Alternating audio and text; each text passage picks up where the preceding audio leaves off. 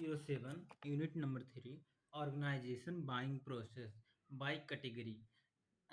जो ऑर्गेनाइजेशन होती है उसकी वह किस प्रकार से बाई करती है, उसकी क्या प्रोसेस होती है।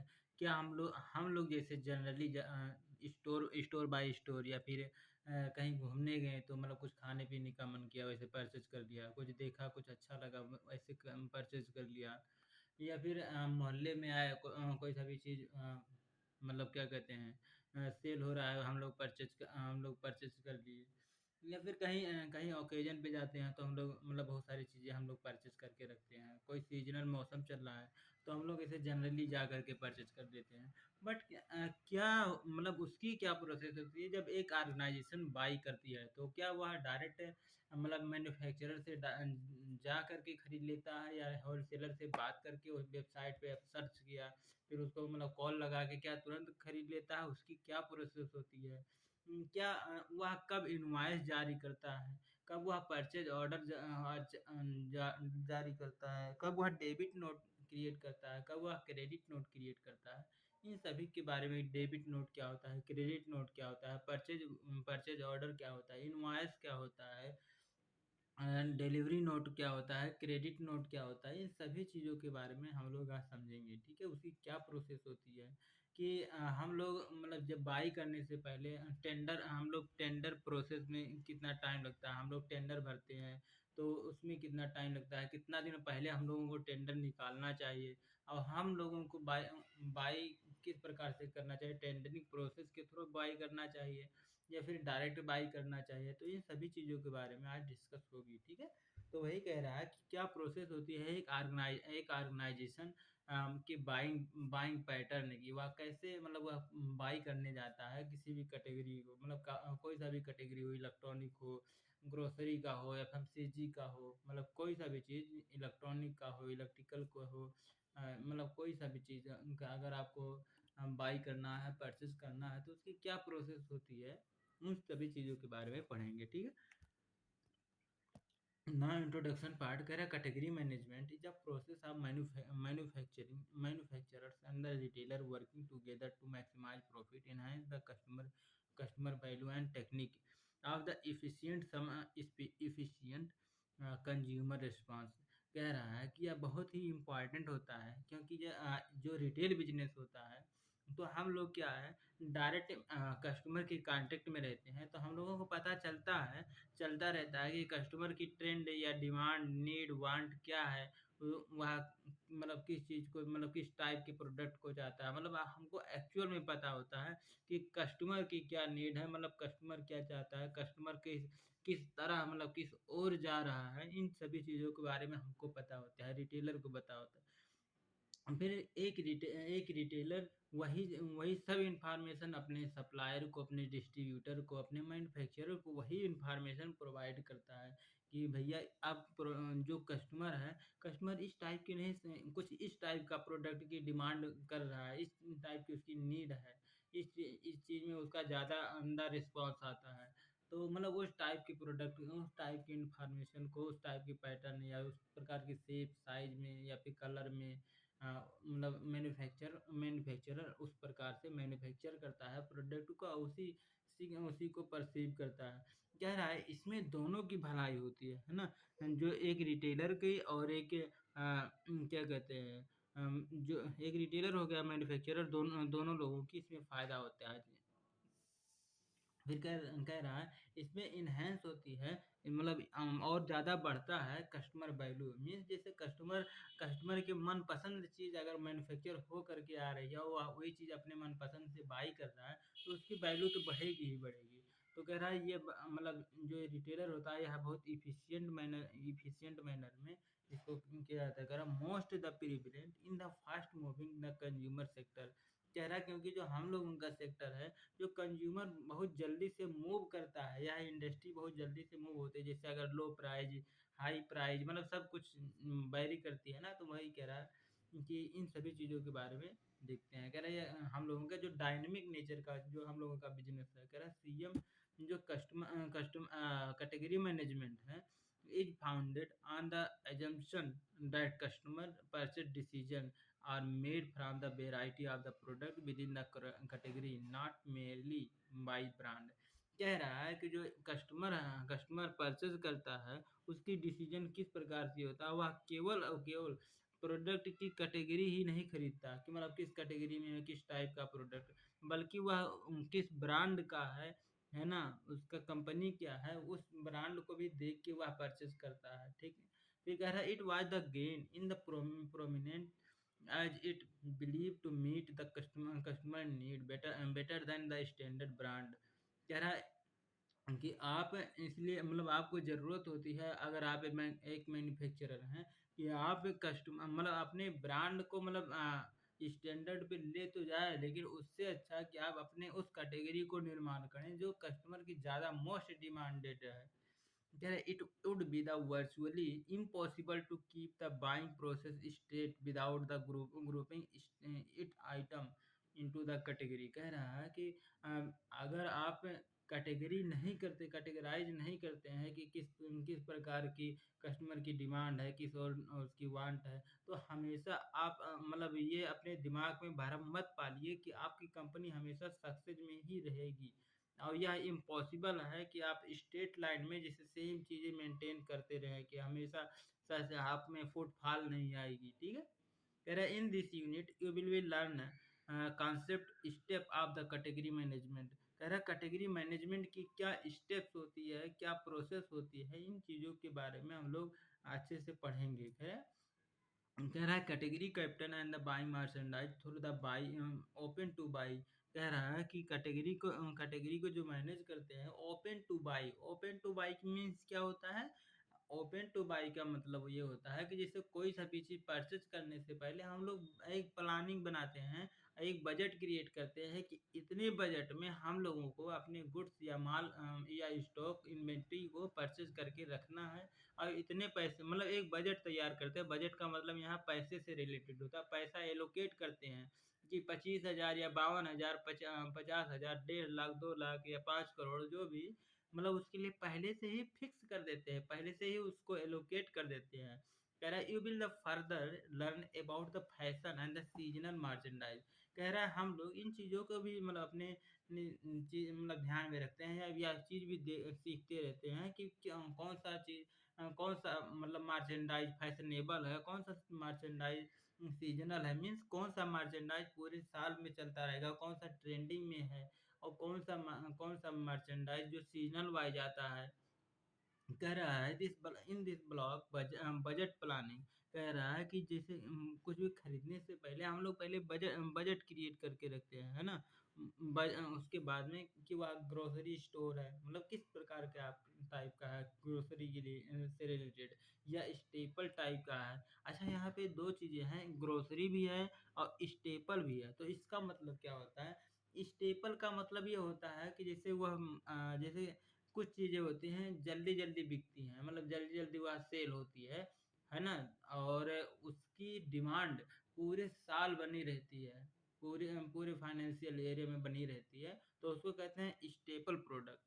बट ग्रोसरी प्रोडक्ट मतलब कि मतलब घरेलू चीज़ें, केवल और केवल घरेलू चीज़ें, लेकिन उसमें ज़रूरी नहीं है कि वह जल्दी-जल्दी सेल हो। तो जो जल्दी-जल्दी सेल होता हो, चाहे वह ग्रोसरी हो या फिर इलेक्ट्रॉनिक हो या फिर मतलब आपकी ऑफ़िस के लिए हो, मतलब कोई सा भी रिलेटेड हो, लेकिन वह जल्दी-जल्दी वह सेल होना चाहिए, उसको कहते हैं स्टेपल प्रोडक्ट। और ग्रोसरी प्रोडक्ट में समझ ही गए।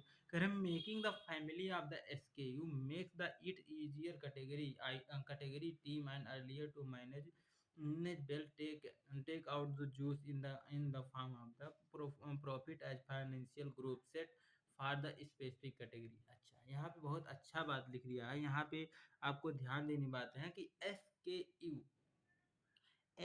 के यू स्टॉक कीपिंग यूनिट, इसका मतलब क्या होता है, फिर से सुन लो। एस के you stock keeping unit stock keeping unit stock keeping unit का मतलब ये होता है कि जैसे आप अगर पार्ले जी ले लें, है ना, जो ब्रांड है, तो उसमें से 5 रुपया वाला कितना पार्ले जी लाना है, तो उसको कहते हैं एक एसकेयू। 10 रुपया वाला कितना पार्ले जी लाना है, उसको कहते हैं एक एसकेयू। यानी कि मतलब जैसे उसको साइज़ के हिसाब से जब हम लोग उसको कैटेगराइज़ कर देते हैं, तो उसको कहते हैं एसकेयू। जैसे कोई सा भी कंपनी है, तो उसमें मतलब वह डिफरेंट डिफरेंट साइज़ डेप्थ इसको डेप्थ के नाम से भी इसको जानते हैं कि प्रोडक्ट डेप्थ या फिर आइटम डेप्थ के नाम से भी जानते हैं। लेंथ, विड्थ, डेप्थ हम लोग पढ़े हैं, तो वही ये डेप्थ के कैटेगरी में आता है। तो वही कह रहा है कि उस डिफरेंट डिफरेंट साइज़ के होता है, कोई 5 ग्राम या 20 ग्राम या फिर एमएल में जैसे आप दूध लेने जाते हैं तो कोई ₹10 की मिलती है, कोई 35 का मिलता है, कोई 65 का मिलता है। तो वही हर एक जैसे 65 का अलग एसकेयू हो गया, 35 का अलग एसकेयू हो गया, 10 वाली अलग ही एसकेयू होगी। तो वही SKU SKU means stock keeping unit. खासकर जब आप मैन्युफैक्चरिंग कंपनी में किसी भी आप जाएँगे, तो जब आप डाटा एंट्री या फिर अकाउंटेंट का काम या फिर मैनेजमेंट लेवल कोई सा भी रिपोर्ट आपको बनाना होगा, तो एसकेयू आपको आना ही चाहिए। मतलब एसकेयू थोड़ा-सा इम्पोर्टेंट होता है। फिर कह रहा है कि कह रहा है जब एसकेयू आप बना लेते हैं तो यह बहुत आसान होता है, ईज़ी हो जाता है। एक टीम जो कैटेगरी टीम होता है। फिर कह रहा है कि retailer manage out the juice in the profit. कह रहा मतलब वह स्पेशल कैटेगरी में स्पेशल कट। अच्छा, यहाँ पे कैटेगरी भी दिया है, एसकेयू दिया है। तो कैटेगरी मीन्स क्या होता है कि जैसे वह किस कैटेगरी मतलब वह जो फैशनेबल प्रोडक्ट है या फिर स्टेबल प्रोडक्ट है, ग्रोसरी प्रोडक्ट है, इलेक्ट्रॉनिक प्रोडक्ट है, तो यह अलग अलग कैटेगरी होती है। कैटेगरी मीन्स कि जैसे ये बहुत सारे चीज़ों का एक कलेक्शन। मतलब जैसे अगर क्लॉथ के मतलब क्या कहते हैं उसका क्लॉथ के। हाँ, जैसे कहें कि टेक्सटाइल इंडस्ट्री मतलब टेक्सटाइल इंडस्ट्री, ठीक है? तो आपका टेक्सटाइल इंडस्ट्री एक ठो कैटेगरी हुई है, ठीक है? जैसे कि वहाँ कपड़ा-लत्ता से रिलेटेड ही मतलब सुई, धागा, कपड़ा-लत्ता यही है, इस टाइप के प्रोडक्ट ही रहेंगे। बट अगर कोई इलेक्ट्रॉनिक प्रोडक्ट कह रहा है, इलेक्ट्रिकल प्रोडक्ट, तो ये सब ये अलग-अलग कैटेगरी के। अच्छा, डिपार्टमेंट भी एक होता है, तो डिपार्टमेंट मीन्स कि चलो ठीक है, सब जानते हैं इसमें कोई भी बताने। अगला है कैटेगरी मैनेजमेंट। तो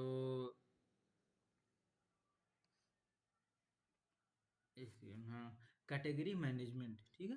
तो category management can be define the process of the evaluating spending pattern across the different category of the product of the goods and the service, analyze the supplier performance, market trend, category dynamic, followed by the developing best sourcing strategy that help the achieving the business objective।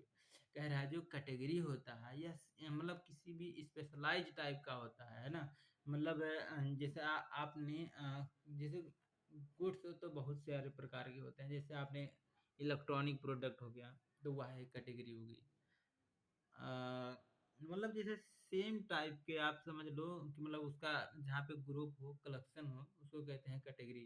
तो उन category को manage करना, और उसको analysis करना कि उसके supplier के परफॉर्मेंस के बेस पे या मार्केट के ट्रेंड के हिसाब से उसको कैटेगराइज कर देना कि इन इन चीज़ों की ज़्यादा डिमांड है, इसलिए इन चीज़ों का आपको ऑर्डर करना ज़रूरी होता है। लेकिन जो चीज़ें ज़्यादा मतलब इस बेसिस पे जो चीज़ें ज़्यादा कम डिमांडेड है, उसको अलग कैटेगरी में। जो चीज़ें एक्सपेंसिव है, खर्चीला है, ज़्यादा उसमें बजट लग रहा है, वो अलग कैटेगरी में है। जो चीज़ें जल्दी-जल्दी स्टेपल टाइप के प्रोडक्ट हैं, उसको अलग टाइप में रखेंगे। तो मतलब वही कह रहे हैं हम लोग कैटेगराइज़ कर देते हैं। कैटेगराइज़ करने से क्या होता है, आपको पता चल जाता है कि मतलब आपको कौन-सा प्रोडक्ट मँगाना चाहिए। अभी तुरंत मतलब जो है डिसीज़न लेने के लिए ये सभी चीज़ें बहुत ही आपको हेल्प करती हैं। उसको मतलब सही डिसीजन लेने में, स्ट्रेटेजिक डिसीजन लेने से में, है ना? फिर कह रहा है कि फर्स्ट ऑफ ऑल इसमें सबसे पहले let us learn what the category. देखते हैं कि जो ये कैटेगरी यहाँ पे दे रहा है, तो ये कैटेगरी क्या होता है। कैटेगरी मीन्स जैसे अभी बताया ना कि उसमें सेम टाइप का, जैसे कि एक्सपेंसिव का अलग, स्टेपल का अलग, ग्रोसरी का अलग, और कौन सा ज़्यादा मतलब सेल हो रहा है, कौन सा कम सेल हो रहा है, इन सभी चीज़ों को सेम क्वालिटी के मतलब उसको अलग-अलग कैटेगराइज़ अब कैटेगरी उसी को हम लोग कैटेगरी कहते हैं। मतलब अलग-अलग उसको शॉर्टलिस्ट कर देते हैं, उसको कैटेगरी कहते हैं। तो पढ़ते हैं, कहते हैं item can be the prioritised into the category based on the nature of the product. कह रहा उसके नेचर के बेसिस पे, उसके प्रकृति के बेसिस पे, उसके बिहेवियर के बेसिस पे उसको हम लोग कैटेगराइज़ करते हैं। कह रहा है it can be prioritise into the category based on the nature, उसके नेचर के हिसाब से। और वह कैसे कंज़्यूम हो रहा है, उसके कंज़्यूम मतलब वह कैसे उपभोग हो रहा है, कैसे वो लोग वह ख़त्म कैसे हो रहा है, जैसे कस्टमर खा मतलब वही कस्टमर बाय करके वह कैसे कंज़्यूम कर ले रहा है, मतलब कितना जल्दी-जल्दी कंज़्यूम हो रहा है, इसके बेस पे हम कैटेगराइज़ करते हैं। मीन्स कि जैसे ने अच्छा यहाँ पे जो नेचर बताया है, नेचर का मतलब जैसे कुछ होते हैं पेरिसेबल नेचर के। पेरिसेबल मतलब कि जैसे वो 1-2 दिन ही रहेंगे, फिर उसके बाद में वो खराब हो जाएँगे। तो इसके बेस पे कुछ प्रोडक्ट होते हैं कि मतलब कुछ महीना तक उसको रख सकते हो। उसके बाद में वह एक्सपायर हो जाएगा या फिर वह खराब हो जाएगा। कुछ कुछ प्रोडक्ट होते हैं चाहे उसको 50 साल भी उसको रखे रहें, जैसे गहना हो गया या फिर घड़ी हो गई, मतलब इस टाइप के प्रोडक्ट कोई सा मशीनरी हो गया, तो उस टाइप के प्रोडक्ट भी आप रख देते हैं तो वह मतलब इसके उसके हिसाब से नेचर के हिसाब से। अब अगला कह रहा है उसके डायनामिक नो, नो, कहाँ पहुँचे? उसका कंज़्यूम बेसिस पे, कंज़्यूम मीन्स कि वह कितना जल्दी से वह सेल हो जा रहा है, कितना जल्दी-जल्दी कौन-सा प्रोडक्ट कितना सेल हो रहा है, कौन-सा प्रोडक्ट कितना सेल हो रहा है, उसको कहते हैं कंज़्यूम मतलब वो उसको कहते हैं उपभोग। फिर अगला कह रहा कि how they are the purchase और मतलब वह कैसे परचेज़ हो रहा है, जैसे आप उसको क्या कहते हैं प्रमोशन दे रहे हैं, इंसेंटिव दे रहे हैं, एडवर्टाइज़मेंट के थ्रू मतलब वह कैसे आप सेल कर रहे हैं, इसके बेस पे कैटेगराइज़ कर देते हैं। वह कैसे कंज़्यूम हो रहा है, इसके बेस पे कैटेगराइज़ कर देते हैं। उसके नेचर के बेस पे कैटेगराइज़ कर देते हैं। As a result new category, सब category emerge allowed the organization to focus customer need rather than the more traditional tactics। कह रहा है कि हम लोग बहुत सारे परंपरागत टैक्टिक्स को अपनाते हुए हम लोग ये भी देखते हैं कि कस्टमर की नीड क्या है, उसके अलावा हम उनके उसको कैटेगराइज और सब कैटेगराइज कर देते हैं। कैटेगरी मीन्स कि जैसे वह इलेक्ट्रॉनिक प्रोडक्ट है, फिर उसमें सब कैटेगराइज़ करते हैं कि कौन-सा जल्दी-जल्दी सेल हो रहा है, कौन-सा कम मतलब क्या कहते हैं कौन-सा लेट-लेट सेल हो रहा है, ऐसे समझ लीजिए। तो मतलब वही कह रहा है कैटेगराइज़ पहले कर देते हैं, फिर उसके बाद में सब कैटेगराइज़ कर देते हैं, ठीक है? और ये आपस में मर्ज हो जाते हैं। फिर कह रहा है category means the group of the family. Category मतलब क्या होता है? Group of family of SKU. SKU का जहाँ पे बहुत सारा कलेक्शन हो, जैसे 20-20 रुपया वाला प्रोडक्ट, 25-25 वाला प्रोडक्ट, 40-40 रुपया वाला प्रोडक्ट, 65-65 वाला प्रोडक्ट, तो मतलब वह अलग-अलग एसकेयू का ग्रुप हो। अब जैसे एसकेयू तो जैसे अभी समझा दिया हूँ, तो एसकेयू क्या होता है? तो वही कह रहा बहुत सारे जहाँ पे एसकेयू आकर के मिल जाते हैं, उसके फैमिली मिल जाते हैं। जैसे 5-5 का एक अलग कैटेगरी, जैसे जो 5-5 वाले अलग प्रकार बहुत सारे प्रोडक्ट आते हैं, तो 5-5 ये अलग कैटेगरी में। और जो क्या कहते हैं 20-20 हज़ार वाला अलग कैटेगरी में। जैसे क्या कहते हैं आप मशीन ले लें, जैसे क्या कहते हैं सिलाई मशीन हो गया, वो जो पानी चलाने वाला मशीन हो गया, जनरेटर हो गया। मान लीजिए जनरेटर आप बेच रहे हैं, तो जो 20-20 हज़ार वाली जनरेटर है उसको आप अलग कैटेगरी में रखते हैं। और जो 60-60 हज़ार में या फिर 1 लाख में 75,000 में जो है, तो उसको अलग-अलग कैटेगरी में। तो इन सभी कैटेगरी का कलेक्शन मतलब इन सभी एसकेयू का कलेक्शन फैमिली क्या कहलाता है? कैटेगरी कहलाता है। ठीक है? फिर कह रहा है फॉर एग्जांपल, इसमें एग्जांपल दे रहा है, कह रहा है product together which can be the consume are FMCG. कह रहा है कि एफएमसीजी, एफएमसीजी मीन्स खाने पीने की चीज़ें, ऐसा आप समझ लीजिए। इसमें एफएमसीजी का फुल फॉर्म दिया है कि फास्ट मूविंग कंज्यूमर गुड्स है। Fast moving consumer goods. आप मतलब ऐसे समझ लीजिए कि खाने-पीने की चीज़ें जो होती हैं और जल्दी-जल्दी वह मूव हो रही होती हैं, उनको कहते हैं fast moving consumer product, FMCG. कह रहे हैं कि मैं मतलब अगर आप कोई सा भी अगर जैसे थोड़ा बहुत बिज़नेस से जानकार होगा तो मतलब उससे पूछेंगे या फिर बिज़नेस कर रहा होगा तो पूछेंगे कि मतलब क्या कर रहे हो? तो अगर वह मतलब जैसे केएफसी हो गया, मैकडॉनल्ड हो गया, पिज़्ज़ा हट हो गया या कोई सा भी रेस्टोरेंट हो गया, मतलब खाने-पीने की चीज़ें कोई सा भी चीज़ है, तो या फिर पार्ले जी से उससे पूछेंगे तो उसे वह मतलब कहेगा कि मैं एफएमसीजी सेक्टर में हूँ। तो एफएमसीजी मीन्स यही होता है कि मतलब कि खाने-पीने की चीज़ें होती है उसको एफएमसीजी कहते हैं। Within have the category and the non food item. कह रहा है एफएमसीजी में भी जो कह रहा है कि एक जो फूड आइटम होते हैं उसको अलग कैटेगरी में, नॉन फूड आइटम अलग कैटेगरी में। जैसे इसमें कुछ नाम दे रहा है, कह रहा है इन द लार्ज सुपरमार्केट में आप चले जाइए, we have the following category. कह रहा है अलग-अलग कैटेगरी में जैसे फैशन अलग कैटेगरी फिर फैशन में सब कैटेगराइज कर दिया है जैसे मेंस में women's ladies accessories kids kids means बच्चों के लिए लेडीज के लिए एक्सेसरीज एक्सेसरीज मीन्स कि बहुत सारे इंस्ट्रूमेंट वस्तुएं एक्सेसरीज को आप ऐसे समझ लीजिए जैसे जो एक्सेसरीज होता है अक्सर टूल से रिलेटेड रिप्रेजेंट करता है ना कि किसी भी चीज़ को मतलब इसके नाम से ही स्पष्ट है कि एक्सेस करना कैसे उसको यूज करना है कैसे उसको इवेल्युएट करना है तो वही कह रहा है एक्सेस सीरीज तो एक्सेस सीरीज मीन्स टूल से ज़्यादातर उसको डिनोट करते हैं फिर अगला कैटेगरी है शूज यानी कि जूता जूता से रिलेटेड है ना तो जूता का अलग कैटेगरी है बट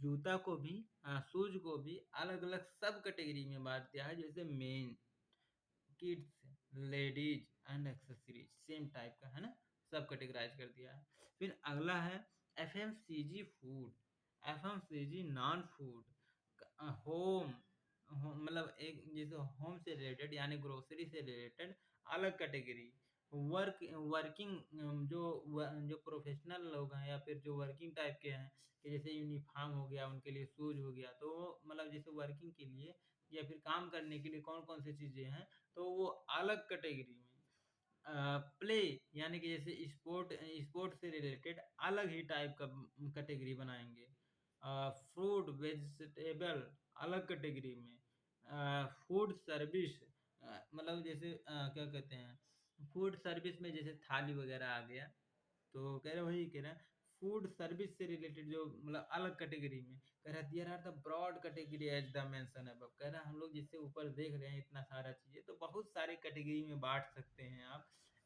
अपने बिजनेस के अकॉर्डिंग कह रहा फिर आगे कह रहा है category management is the in the general in the term of the assortment of the item that the category and that the customer see a reasonable substitute of each other like the girls apparel boys apparel मतलब girls के कपड़े boys के कपड़े infant apparel ladies apparel men's apparel are the different category फिर कह रहा within each of these category there are the similar characteristics कह रहा है कि ये जितने भी हम लोग कैटेगरी ऊपर देख चुके हैं जैसे कि गर्ल्स बॉयज अपैरल मतलब इन्फेंट अपैरल और मेंस अपैरल इन सभी चीज़ों में एक चीज़ कॉमन है कि ये अपैरल है यानी कि कपड़े लत्ते से रिलेटेड है ना तो अच्छा फिर कह रहा है कि इसमें एग्जाम्पल देके बता रहा है कहाँ गया कि कस्टमर लुकिंग और द जैसे कि गर्ल्स डेनिम गर्ल्स लेवी की डेनिम यानी कि यहाँ जो लिखा है गर्ल्स लेवी डेनिम तो गर्ल्स मीन्स कि वह गर्ल्स की कैटेगरी हो गई लेवी क्या हो गया लेवी उस ब्रांड का नाम हो गया डेनिम क्या है ये मतलब वह जीन्स को बता रहा है कि ये जो जीन्स है यह डेनिम का है मतलब डेनिम जैसे एक होता है ना कि प्लेन टाइप होता है जैसे ट्राउजर होता है और एक जीन्स होता है तो जीन्स भी मतलब 2 प्रकार का होता है, एक डेनिम डेनिम नेचर का होता है और एक मतलब क्या कहते हैं रफ्फू टाइप का मतलब 2 प्रकार के हम अभी तक हम तो जानते हैं।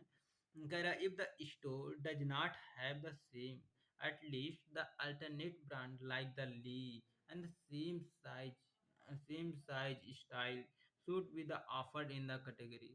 कह रहा है कि यह हो सकता है कि बहुत सारे ब्रांड का और जैसे गर्ल्स का बोल दिया ना तो उसमें गर्ल्स का बहुत सारे ब्रांड के अलग-अलग कैटेगरी मतलब एक ही कैटेगरी में कोई-कोई रखता है। बट कभी-कभी ऐसा भी होता है कि अलग-अलग ब्रांड के लिए भी हम लोग अलग-अलग कैटेगरी में डिवाइड कर देते हैं, है ना? क्योंकि कुछ चीज़ें एक्सपेंसिव होते हैं, जैसे अलग ब्रांड उसका अच्छा है तो वो एक्सपेंसिव होता है तो उसको अलग कैटेगरी में ही रख देते हैं। तो वही यहाँ पे समझाना चाह रहा है।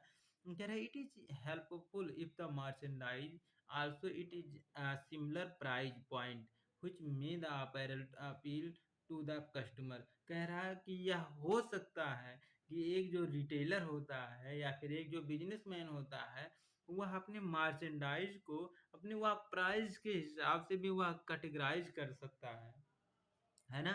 फिर आगे कह रहा है merchandise for the each category is the purchase from the similar set of the vendor target to appeal of the particular segment of the customer profile. Wow! कह रहा है किसी भी कस्टमर के प्रोफाइल के सेगमेंट के हिसाब से कि किस प्रकार के मतलब कस्टमर जैसे वो ऑफिस वाले कस्टमर हैं या फिर जॉब करने वाले मतलब दिहाड़ी जिसको कहते हैं बेजेस जिसको दिए जाते हैं या मैनुअल जो काम कर रहे होते हैं या तो उन टाइप के कस्टमर के लिए अलग प्रकार के, लेडीज़ के लिए अलग क्या कहते हैं जो मम्मी-वम्मी हैं, तो उनके लिए अलग जो बच्चे हैं, उनके लिए अलग। तो मतलब इस वही कह रहा है कस्टमर के प्रोफ़ाइल के हिसाब से स्टूडेंट के लिए अलग, तो उनके उनके प्रोफ़ाइल के लिए भी हम लोग एक जो अलग-अलग टारगेटेड वेंडर को हम लोग सिलेक्ट करके फिर उनसे परचेज़ करते हैं हर एक कैटेगरी पे। The key element of the each category management कह रहा है कुछ की एलिमेंट होते हैं जो हर एक कैटेगरी मैनेजमेंट में होते ही हैं। जैसे पहला चीज meeting customer and the customer need. कह रहा है मीट यानी मिले जो कंज्यूमर कौन होता है जो उस कस्ट मतलब जो उस टाइप के प्रोडक्ट को जो कंज्यूम कर रहा है, जो उपभोग कर रहा है, जो यूज कर रहा है, उसकी नीड मिलनी चाहिए, मीट होनी चाहिए और एज वेल एज कस्टमर की भी नीड मीट होना चाहिए। अच्छा यहाँ पे दो बातें हैं कि कंज्यूमर की नीड कस्टमर की नीड मीन्स जैसे एक जो कस्टमर होता है वह यह सोचता है यह प्रोडक्ट थोड़ा अच्छे प्राइस पे मिल जाए वह सेम टाइप का प्रोडक्ट।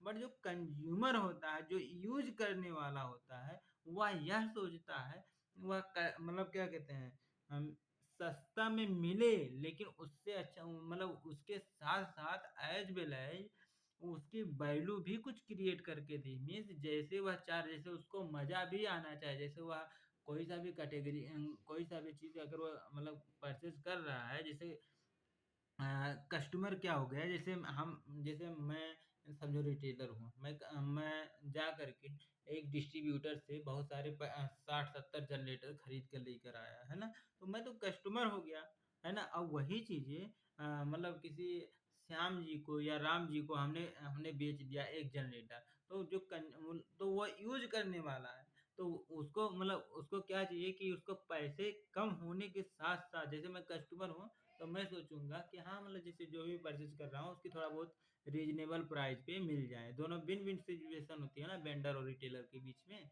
तो वही कह रहा है कि जैसे रीज़नेबल प्राइस पे उसको मिल जाए। बट जैसे जो कस्टमर होता है उसकी मिथ रहती है कि उसको प्राइस कम तो मिले लेकिन उसके साथ-साथ वह क्वालिटी में मतलब वह ज़्यादा दिन तक भी चले। तो उन दोनों की नीड मीट करना चाहिए। अगला है managing business unit strategy means जो आपके बिजनेस जो आपका ऑर्गेनाइजेशन जो मतलब स्ट्रेटजी पे वह काम कर रहा है उसको मतलब मैनेज कर सके वह कैटेगरी। अगला है मैक्सिमाइज फाइनेंशियल रिटर्न। कह रहा है अच्छा भैया जिसे आप कोई सा भी कैटेगरी बनाते ही हैं इसलिए कि उसको आइडेंटिफाई कर सकें उसको सही समय पे उसको ऑर्डर करके उसको मतलब अपने ऑर्गेनाइजेशन में मतलब रख ही रहें यही और जिससे वह जल्दी-जल्दी सेल हो सके। सेल होगा तो आपको प्रॉफ़िट जनरेट कर सके। तो वही कह रहा है उसका रिटर्न क्या आ रहा है, उसको भी मैक्सिमाइज़ होना चाहिए, ठीक है? उसको भी आपको मिलना चाहिए। फिर कह रहा है कि वर्किंग टुगेदर, कह रहा है कि ऐसा नहीं है कि मतलब जैसे आप मतलब कोई-सा प्रोडक्ट ऐसा होता है कि आप वो प्रोडक्ट खरीदेंगे तो उसका कॉम्प्लीमेंट भी प्रोडक्ट आपको खरीदना पड़ेगा। तो वही अगर इस प्रकार का प्रोडक्ट है तो मतलब और अच्छी बात है ना कि वो खरीदेगा तो वो भी खरीदेगा। तो इस टाइप के भी प्रोडक्ट बहुत सारे होते हैं। फिर आगे है कि merchandising process can be the different from the retailer who don't adopt the category management. कह रहे हैं in the retail organisation responsibility for buying merchandise is done either buyer or the category manager depending on the organization structure. In today's retailer environment, category manager is the more than the buyer in the traditional sense. कह the following are the few example of the category apparel setting। कह रहा है यहाँ पे बहुत मजेदार बात बता रहा है। ये वाला पॉइंट है ना, कह रहा है कि जब आपकी ऑर्गेनाइजेशन छोटी होती है तो आप एक बायर बन करके आप किसी भी मतलब आप खुद सर्च करते हैं कि मतलब कौन कौन सा वेंडर है, कौन सा सप्लायर है, कहाँ कहाँ डिस्ट्रीब्यूटर आपको मिलेंगे या फिर डायरेक्ट मैन्युफैक्चरर से खरीदना है। आपको सब कुछ मतलब आप ही को डिसाइड करके फिर मतलब आप ही रिसर्च करके सब कुछ आप अपने फाइनेंशियल रिपोर्ट देखेंगे या फिर और फिर क्या क्या करें अपना पास टाइम डाटा सब देंगे कि कौन-कौन सा यूनिट मंगवाना है ना? तो आप सब चीज़ों को मतलब एक्वायर करके फिर आप एनालाइज़ करके फिर आप उस चीज़ों को वेंडर के पास भेजेंगे फिर आप मतलब आप भी वही प्रोसेस दोहराएँगे। बट ये तो आप बायर हो गए बोला तो आप खुद हो गए मतलब आप कर रहे हैं। बट अगर आपकी ऑर्गेनाइज़ेशन थोड़ा बड़ा है ना? अ, जब आपकी ऑर्गेनाइज़ेशन बड़ा है तो आप में एक अलग से मैनेजर रखना पड़ता है कैटेगरी मैनेजर। कैटेगरी मैनेजर का काम क्या होता है राइट टाइम पे सही मतलब जैसे मतलब बोलते हैं कि अगर आप कैटेगरी मैनेज कर ले रहे हैं तो मतलब किसी प्रोडक्ट के जैसे अगर आप कैटेगरी मैनेज कर रहे हैं तो वह हर्ट होता है किसी भी बिजनेस का। अच्छा हर्ट कैसे होता है दिल कैसे होता है जब सही समय पे सही टाइप का सही प्राइस पे कोई सा भी प्रोडक्ट अगर अवेलेबल रहता है सही समय पे, सही प्राइस पे, सही लोकेशन पे, सही उसके जब कस्टमर को मीट करता है, उसके एक्सपेक्टेशन को भी एक्सटेंड कर देता है ना? तो क्या कहते हैं वह और लॉयल बनता जाता है। और लॉयल बनने का तो बहुत सारा फ़ायदा जानते ही हैं। तो वही कह रहा है कि अलग से कैटेगरी मैनेजर होता है, तो कैटेगरी मैनेजर जो होता है उसको पता होता है कि मार्केट में मतलब किस-किस टाइप के प्रोडक्ट हैं और किस वेंडर से उसको सिलेक्ट करके उसको सब पता क्योंकि उसका काम ही वही है कि कहाँ-कहाँ पे सप्लायर हैं, ये किससे सस्ता मिलता है, किससे महँगा मिलता है। अगर सस्ता मिलता है तो उसकी क्वालिटी क्या होती है, महँगा मिलता है तो उसकी क्वालिटी क्या होती है, मतलब उसको सब पता होता है कि रीज़नेबल प्राइस पे कौन-सा बढ़िया क्वालिटी में दे देगा प्रोडक्ट। या फिर कस्टमर अगर वह सस्ता मतलब सस्ता चाह रहा है, क्वालिटी वाली नहीं चाह रहा, तो उस टाइप के भाई प्रोडक्ट उसके दिमाग में सब रहता है कि हाँ, किस टाइप के उसकी मतलब उसका कैटेगरी मैनेजर उसका नाम ही होता है, तो वह उससे भी सिर्फ़ और सिर्फ़ इसी चीज़ को ही रिसर्च करके रखता है कि कौन से मतलब वेंडर से मंगवाना है, सप्लायर से मंगवाना है, डिस्ट्रीब्यूटर से मंगवाना है, मैन्युफैक्चरर से मंगवाना है, किससे मंगवाना है प्रोडक्ट को, उसको सब पता रहता है, उसके पास सब डाटा रहता है आपकी कंपनी की। भी कह रहा है जैसे कि इसमें कुछ इम्पोर्टेंट मतलब एग्ज़ाम्पल देके बता रहा है, कह रहे जैसे कि मेंस अपैरल, मेंस मीन्स क्या कहते हैं मेंस मीन्स क्या होता है मेंस का हिंदी हिंदी मनो म, क्या होता है हाँ तो समझ लो मेंस का अपैरल मीन्स कपड़ा है ना। तो जैसे अच्छा मेंस के अपैरल में भी बहुत सारी चीज़ आते हैं जैसे वो एक फार्मल हो गया।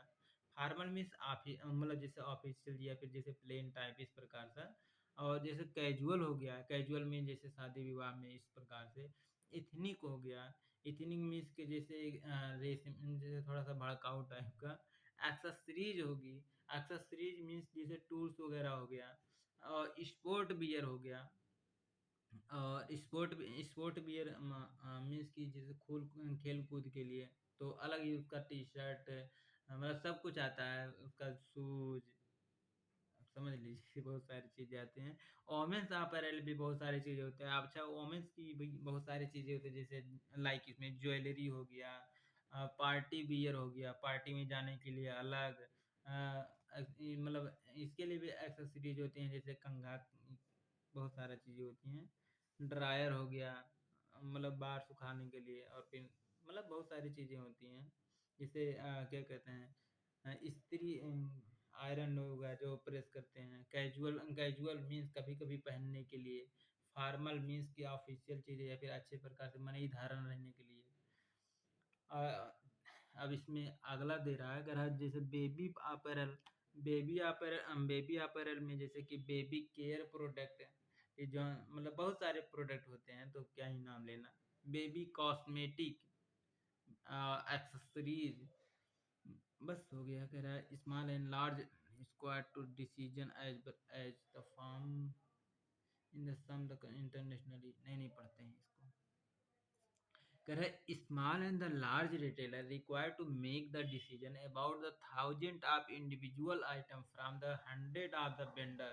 कह रहा है कि अगर स्मॉल रिटेलर है तो वह मतलब तब भी वह 15-20 वेंडर्स के साथ सिलेक्ट मतलब कांटेक्ट में रहता है कि किसी से क्या कहते हैं जैसे आपका मान लीजिए किराना स्टोर है ना, तो आप रिफाइंड या फिर कुछ टाइप के प्रोडक्ट आप कहीं दूसरे से ला रहे हैं, और कुछ टाइप के प्रोडक्ट किसी दूसरे से परचेज़ कर रहे हैं, कुछ टाइप के प्रोडक्ट आप किसी दूसरे से प्रोडक्ट कर रहे हैं। तो वो उसी के साथ-साथ कह रहा है कि अगर आपका लार्ज स्टोर है, तो आप वॉल्यूम थोड़ा-सा हाइक करके के आप डायरेक्ट मैन्युफैक्चरर से ही खरीदेंगे, या फिर आप खुद मैन्युफैक्चरर मतलब आप खुद उस टाइप के प्रोडक्ट को क्या कहते हैं कर रहे हो। तो वही कह रहा है कि जब बहुत सारे प्रकार के आपके पास वेंडर होते हैं। अच्छा वेंडर किस प्रकार से हो सकते हैं? वह नेशनल भी आपके देश के भी हो सकते हैं, और कुछ वेंडर इंटरनेशनल भी हो सकते हैं, है ना? फिर कह रहा है if the buying process is not organised, अगर आपने एक सिस्टमैटिक ढंग ढंग से आपने अपनी बाइंग प्रोसेस को नहीं दोहराया, जैसे आपको अगर विदेश से माल मंगवाना है या विदेश में माल बेचना है, तो अगर आप सही नियम कानून आप नहीं जानते हैं तो आप ठगी का शिकार हो सकते हैं, या फिर आप घाटे का भी सौदा कर सकते हैं। फिर कह रहा है category management therefore the is the most significant in the modern retailing where the seasonal changes affect the merchandise in the category.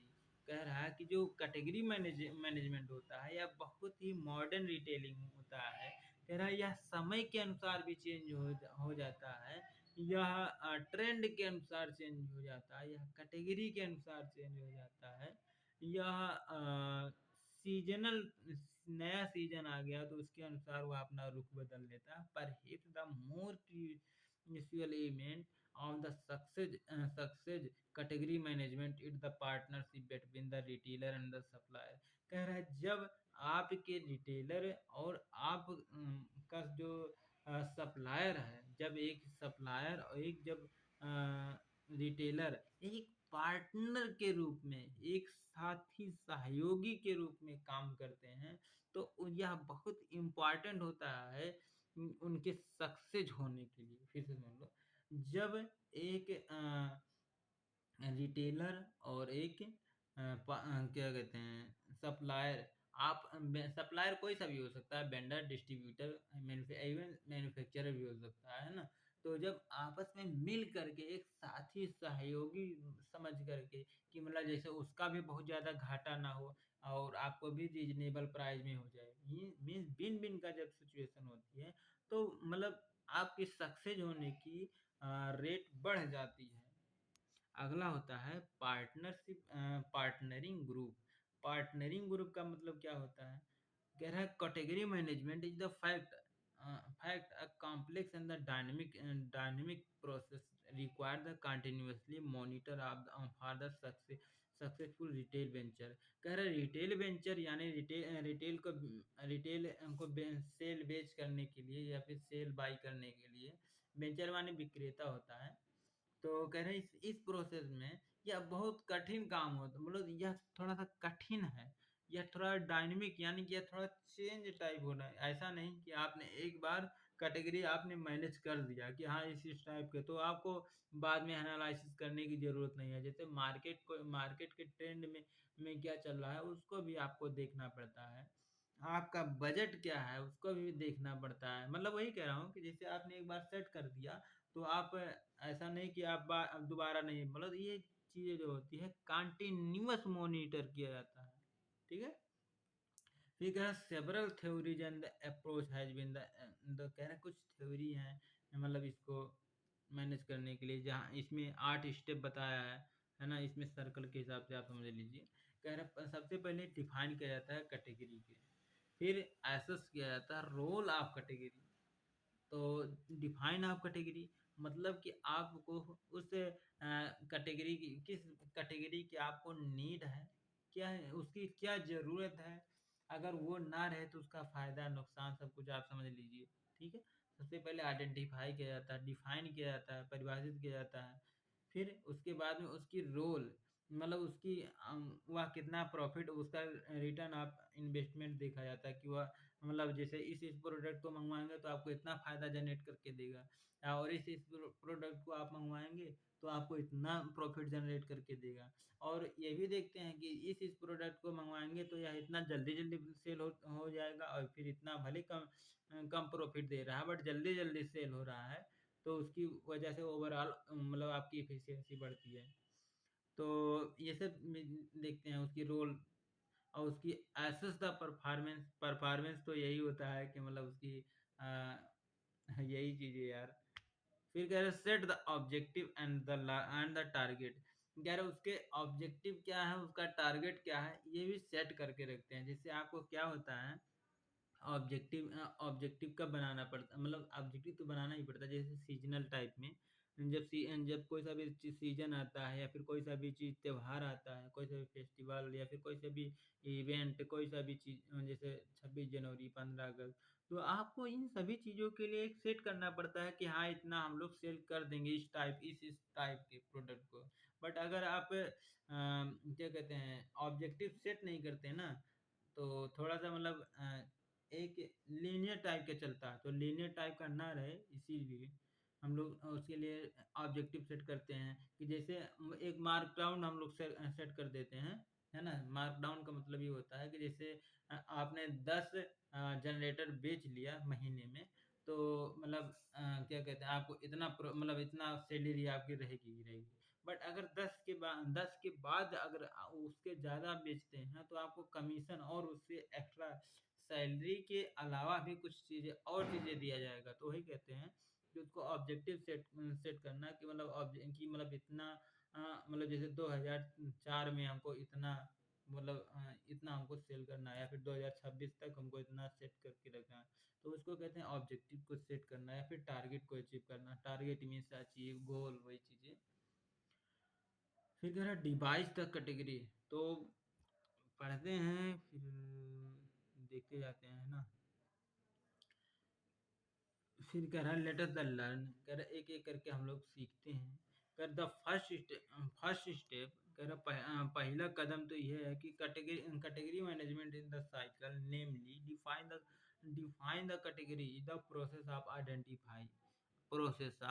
Identify those area within the business will the contribute the most overall the profit and the growth। कह रहा है उसको identify किया जाता है कि किस area में आपके बिजनेस की ओवरऑल ग्रोथ, प्रॉफिट कंट्रीब्यूट कर सकता है। ठीक है, इस चीज को कैटेगरी मतलब डिफाइन करते हैं। It include the process of putting the plan. कह रहा है इसमें कौन कौन सी चीज शामिल होते हैं, मतलब और भी चीजें शामिल होती हैं। इंक्लूड माने क्या होता है, शामिल है, बट इसके अलावा भी कुछ चीजें शामिल होगी। ऐसा नहीं यही चीजें केवल शामिल होंगी। तो जैसे इसमें क्या-क्या शामिल होते हैं, जैसे पुट द प्लान। एक हम लोग पहले प्लान क्रिएट करके रखते हैं, पहले प्लान को मतलब बनाते हैं। अच्छा, नहीं, प्लान समझते हैं क्या है।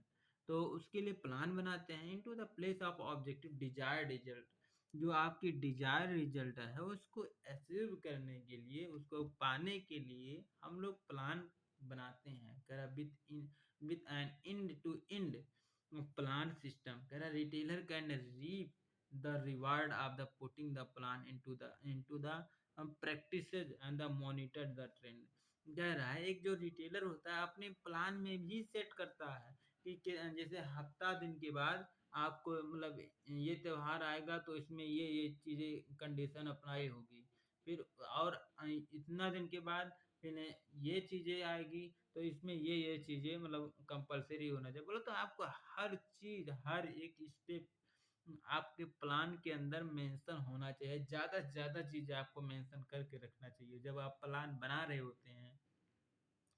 फिर कह रहा फॉर एग्जाम्पल, इसमें एग्जाम्पल दे रहा है, कह रहा कैटेगरी में द गर्ल्स अपैरल और द बॉयज अपैरल, कह रहा planning of the category comes from the vision and the mission of the company. कह रहा है जो हम लोग प्लानिंग क्यों बनाते हैं भाई, प्लानिंग बनाते हैं अंगल कि आपकी विजन क्या है, आपकी मिशन क्या है आपकी कंपनी की। तो इन चीज़ों अच्छा यहाँ पे दो टर्म दिया है, कह रहा है एक विजन, एक होता है मिशन। तो जो विजन होता है, विजन जनरली लॉन्ग टर्म के लिए देखा मतलब यह जो विजन टाइप का होता है कि मतलब आपको क्या अचीव करना है, कि आपको इंडिया जैसे कोई जब अपना बिजनेस स्टार्ट करता है तो वो सोचता है कि मैं जैसे वो किराना स्टोर ओपन किया तो किराना स्टोर सोचेगा कि मतलब सब पूरे गांव में सबसे ज़्यादा मेरा ही बड़ा और अच्छे से अच्छे बेहतर मैं परफॉर्म कर सकूं। बट जैसे मतलब और अगर आप जनरेटर आप मैन्युफैक्चर कर रहे हैं तो आप ऐसे सोचेंगे कि सबसे पहले तो मैं अपने पूरे ज़िले में इसको डिस्ट्रीब्यूट करूँगा और पूरे मार्केट को कैप्चर करूँगा, है ना? लेकिन उसी टर्म में जैसे कोई अगर व्हीकल बना रहा है तो वो सोचेगा हमें पूरे अपने यूपी में मतलब क्या कहते हैं पूरे अपने राज्य में मैं पहले अपना कैप्चर करूँगा फिर अगला देखूँगा। तो वही कह रहा है कि अपने मतलब तो यही चीज़ है, कह रहा है कि जैसे अगर यूपी को कवर करना है तो जैसे पहले साल में कहाँ-कहाँ कवर करना है, अगले साल में कहाँ-कहाँ कवर करना है। जैसे यूपी तो छोटा है नहीं, यूपी में 75 जिले होते हैं, 75 जिले हैं, तो उसके हर जिले में कब कौन-सा जिले में हम आप जाएँगे, किस किस साल, तो वही कह रहा है जैसे विज़न में सब मेंशन रहता विज़न में सब मेंशन रहता है। कि हाँ, इतने साल में हम लोग इतना मैन्युफैक्चर करेंगे तो इतना चीज़ें कर लेंगे, इतना चीज़ ये होता है विज़न। बट मिशन क्या होता है? मिशन शॉर्ट टर्म के लिए होता है। शॉर्ट टर्म का मतलब क्या होता है कि जैसे क्या होता है कि जैसे मर्चेंडाइज़ कभी-कभी क्या होता है हम आपके शॉप में वही चीज़ें बहुत पुरानी हो जाती है ना, तो हम लोग शॉर्ट टर्म के लिए जैसे कोई त्योहार आने वाला है, तो हम लोग एक्स्ट्रा डिस्काउंट दे देते हैं। कभी-कभी हम लोग अपने एक्चुअल कॉस्ट पे या उससे भी कम कॉस्ट पे थोड़ा बहुत घाटा भी लग जाता है, तब भी हम लोग सोचते हैं कि नहीं ये पुराना माल है चल जाए, निकल जाए किसी भी तरीके से, है ना? तो फिर अगला है, तो ये होता है मिशन, ठीक है? तो मिशन अक्सर मतलब जैसे शॉर्ट टर्म के लिए जैसे जो ये डिस्काउंट वगैरह देते हैं तो ये शॉर्ट टर्म के लिए ही होता है जब बट जैसे एडवर्टाइजमेंट करवा रहे हैं, अपना बैनर लगवा रहे हैं तो ये सब लॉन्ग टर्म के लिए अक्सर करते हैं। मतलब एडवर्टाइजमेंट भी लॉन्ग टर्म में शॉर्ट टर्म दोनों होता है ना? Company may the choose decide the profitable category, consider the group of the customers, say the men, ladies or the kids। अच्छा भैया ये भी कोई बताने वाली चीज़ है, कह रहा कंपनी वही कैटेगरी को चूज करेगी जो उसको ज़्यादा ज़्यादा प्रॉफिट जनरेट करके दे, है ना? तो उसकी डिसीजन यही कह रहा है इसमें, कह रहा एसेस द रोल। फिर अगले टर्म में कह रहा है कि एसेस द रोल, फिर उसके रोल को मतलब कि वह किस उसकी रोल उसकी भूमिका क्या है भाई इसमें। कह रहा the second step involve the assessing the item role of organisation. कह रहा determine of what category are the item play the role of traffic driver, basket builder, profit generator, seasonal core product, which are the necessary to be the available key to proper pricing and the promotional strategy success। Wow, कह रहा है कि assess the role, यानी कि उस product की क्या भूमिका है भाई, क्या वह प्रोडक्ट ड्राइव कर रहा है ट्रॉफिक मतलब क्या कहते हैं ट्रैफिक को, ट्रैफिक का मतलब जैसे उसी की वजह से ही कस्टमर आ रहे हैं, इस चीज़ को डिफाइन करें। या वह बास्केट बिल्डर है। बास्केट बिल्डर का मतलब ये होता है कि उसी की वजह से ही टोकरी ज़्यादा भर जा रहा है, पूरा टोकरी भर जा रहा है। तो मतलब वही बास्केट बिल्डर है। या फिर अगला देखते हैं कि प्रॉफिट जनरेटर है, मीन्स कि वह प्रॉफिट ज़्यादा जनरेट करके दे रहा है। या फिर वह बास्केट बिल्डर है, मीन्स ज़्यादा वो वॉल्यूम क्रिएट करके दे रहा है ना? अगला देखते हैं कि वह सीज़नल प्रोडक्ट है, मतलब उसकी रोल क्या है भाई? वह सीज़नल है, प्रॉफ़िट ज़्यादा जनरेट करके है, वॉल्यूम ज़्यादा क्रिएट करके दे रहा है, ट्रॉफिक कस्टमर की ट्रैफ़िक बढ़ा रहा है ना? अगला देखते हैं कोर प्रोडक्ट है। कोर प्रोडक्ट का मतलब मेन प्रोडक्ट है, उसके साथ-साथ कुछ और भी प्रोडक्ट जुड़े हुए होते हैं, है ना? तो मतलब यही कह रहा है यह दो मतलब जो कोर प्रोडक्ट होता है इसमें प्रॉपर प्राइसिंग किया जाता है, मीन्स कि मेन वही प्रोडक्ट है तो आप उसकी प्राइसिंग अच्छे प्रकार से करते हैं, यानी कि बहुत ज़्यादा ना, ना तो बहुत ज़्यादा ना तो बहुत कम, बहुत सटीक प्राइस आप सेट करते हैं। फिर कह रहा है एक होता है प्रमोशनल स्ट्रेटजी। प्रमोशनल स्ट्रेटजी वही मतलब प्रमोट करने के लिए, सेल्स को बढ़ाने, इंक्रीज करने के लिए हम लोग बहुत सारे स्ट्रेटजी अपनाते हैं। कह रहे category management process seller the heavily on the establish the first role in order to the margin target. कह रहा है कि इस प्रकार के जो रोल हम लोग देखते हैं, ज़्यादातर हमारा टारगेट क्या होता है? मार्जिन। मार्जिन मीन्स कि आपको मुनाफा ज़्यादा मिल सके। आइडेंटिफाई द स्पेस, उस मतलब किस स्पेस पे है, उस मतलब कितना स्पेस वह घेरेगा, यह भी देखते हैं। असॉर्टमेंट, उसकी इस प्रकार की शॉर्ट लिस्ट तैयार किया जाता है, उसकी इस प्रकार से हम लोग प्राइस सेट करते हैं, प्लान बनाते हैं। फिर उसके बाद में अगला टर्म है कि एसेस द परफॉर्मेंस, उसकी परफॉर्मेंस को एसेस करते हैं, ठीक है।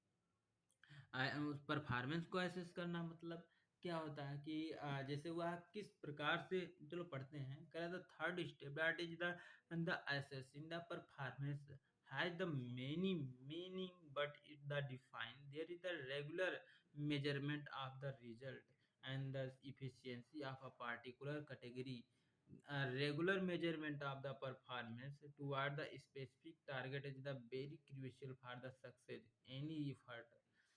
Various parameter has been the developed for the monitoring the parameter is a particular item in the service। कह रहा है, बहुत इंपॉर्टेंट चीजें हैं। कह रहा है कि जब आप किसी भी प्रोडक्ट की कैटेगरी या फिर कोई सा भी चीज आप जनरेट करते हैं तो क्या वहीं आपका काम खत्म हो जाता है ना? कह रहा है कि उसको, उसकी परफॉर्मेंस की मीन्स कि वह उसकी क्या कहते हैं, देखते हैं कि वह ज़्यादा सेल हो रहा है या फिर उसकी रिस्पॉन्स को देखते हैं, क्या उस पे रिस्पॉन्स हो रहा है। पिछली बार मान लीजिए ज़्यादा सेल हुई तो इस बार क्या हो रही है ना? डिफाइन करते हैं, उसकी रेगुलर मेजरमेंट करते हैं कि क्या मतलब क्या हुआ, उसका रिस्पॉन्स को मतलब बार-बार देखते हैं, उसकी रिजल्ट को देखते हैं कि वह पिछली बार ज़्यादा जनरेट करके दिया था, अगली बार क्या हुआ? उसकी एफिशिएंसी को देखते हैं, है ना? फिर कह रहा है बहुत सारी चीज़ों को मेज़र करके रखते हैं। मीन्स जैसे डाटा को मतलब डाटा को अ, स्टोर करके रखते हैं। जब आप फिर से क्या कहते हैं सेल्स ऑर्डर या फिर इनवॉइस जनरेट करेंगे तो आपको ये चीज़ें आपको पता चल जाएगा कि आपके वेयर हाउस में कितना बचा है, आपको कितना मंगवाना है, बेस्ड ऑन परफॉर्मेंस असेसमेंट के हिसाब से। है ना? फिर कह रहा है regular management of the performance. कह रहा है अगर आप अच्छे प्रकार से, सही तरीके से अगर आप मेजरमेंट करते हैं, वो भी कंटिन्यूअसली रेगुलर तरीके से, तो आप कोई सा भी जब स्ट्रेटेजिक डिसीजन लेते हैं तो उसमें आपको बहुत हेल्प करता है, बहुत आपकी मदद करता है। कह रहा वेरियस पैरामीटर, इस प्रकार से बहुत सारे पैरामीटर होते हैं जिन चीज़ों को आपको मॉनिटर करना पड़ता है, बार-बार उसको देखना पड़ता है, उस पे नज़रें गड़ाए रखना पड़ता है ना? किसी भी किसी विशेष प्रकार की आइटम या सर्विस के लिए, ठीक है? फिर कह रहा है set the objective and the target. फिर उसके हिसाब से हम जब ये ऊपर वाला मतलब स्टेप जैसे जैसे पूरा होता जा रहा है, फिर उसके बाद में नीचे वाला स्टेप आएगा। ऐसा नहीं है कि आपने एसेट्स को मतलब अपने आइटम को डिफाइन नहीं किया है, कोई प्लानिंग नहीं बनाया है, डायरेक्ट मतलब तो मतलब उसके हिसाब से जैसे पहले ऊपर वाला फिर नीचे वाला फिर नीचे वाला। बट ये भी नहीं है कि सभी स्टेप को हर ऑर्गेनाइजेशन फॉलो कर रहा होता है, कुछ कुछ एलिमिनेट हो जाती है उसी में। फिर कह रहा है set the objective and the target. कह रहा है in this category each category is the run as the mini business and the shop within the supermarket with its the own set of the turnover and the profitable target and the category strategy, thus the objective of the and the target set of the role। कह रहा है कि इस type के जो target set करते हैं, objective set करते हैं, ये छोटे कैटेगरी के जो लोग होते हैं या ओमनी चैनल के जो लोग होते हैं या मिनी बिजनेस जिसका होता है, वे लोग सेट करते हैं इस प्रकार के। जैसे सुपर मार्केट इसमें बता रहा है, कह रहा है जैसे आपका सुपर मार्केट सेट करता है, हाइपर मार्केट में चले जाओ तो उसी लगभग लगभग प्राइस सेट हुई। कह रहा है वह अपने टर्नओवर यानी कि वह अपना सेल्स को बढ़ाना चाह रहा होता है, तब इस प्रकार से वह ऑब्जेक्टिव या टारगेट को मतलब हिट करता है। या वह अपनी प्रॉफिट एबिलिटी को मतलब जैसे बढ़ाने के लिए वह टारगेट और स्ट्रेटजी को, कि वही बताया ना कि जैसे मार्क डाउन कर देते हैं कि इसके ऊपर अगर बेचोगे तो आपको एक्स्ट्रा बेनिफिट, एक्स्ट्रा पर्क या फिर साइकिल आपको मिलेगी, बाइक मिलेगी आपको, मतलब हेलीकॉप्टर मिलेगी, इस प्रकार से सेट करते हैं। फिर कह रहा है कि ऑब्जेक्टिव ऑन द, हाँ ये तो हो ही गया। अब अगला होता है डिवाइस। डिवाइस में अलग अलग कैटेगराइज कर देते हैं। कह रहा retailer strategy is the important component of the category process. कह रहा the seven main strategy in the category management like the cash generating, exciting creating, image changing, profit generating, traffic building, transaction building and the turf protection। अ, जो मतलब क्या कहते हैं वो try device strategy का मतलब ही हो गया कि जैसे उसको अलग अलग डिवाइस करते हैं, अलग अलग कैटेगराइज करते हैं, ठीक है। जैसे वह ज़्यादा कैश जनरेट करके दे रहा है, या कस्टमर को वह एक्साइटमेंट या कुछ उसको नया टाइप क्रिएटिव टाइप को दिखा रहा है, इमेज को इसकी इन्हेंस कर रहा है यानी कि उसकी स्टेटस को बढ़ा रहा है, प्रॉफिट जनरेट करने वाला है। टैरिफ टैरिफ टैरिफ का मतलब ये होता है कि उस पे टैक्स रेट कम है, और बस यही होता है। फिर अगला ट्रांजैक्शन बिल्डिंग, वह मतलब ज़्यादा ट्रांजैक्शन करवा रहा है, जो फिर टर्फ प्रोटेक्शन कर रहा है। तो इस प्रकार से हम लोग उसको कैटेगराइज करते हैं, ठीक है। Set category tactics. अब हर कैटेगरी के एक पाथ सेट करते हैं, एक टैक्टिस सेट करते हैं। करे the next step is the devising the appropriate category tactics that consider the key parameter like the assortment, price, self presentation, allocation and the promotion। कह रहा है कैटेगरी को जो एक सेट मतलब टैक्टिस सेट करते हैं।